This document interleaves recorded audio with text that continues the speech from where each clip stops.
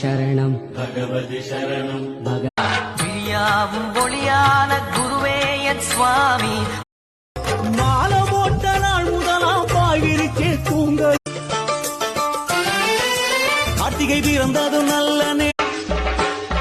பேட்டை துள்ளி ஆடும் போது மனமும் துள்ளி உச்சமெல்லாம் பறந்து போச்சு வேறுபாடும் தகர்ந்து போச்சு வாவரையும் சாஸ்தா. விழியாவும் ஒளியான குருவே என் சுவாமி. அந்த பிஜிஎம்க்கு வந்து நான் ரொம்ப அடிக்ட். இன்னுயிராய் வந்தவனே என்னுயிரும் நீதான்.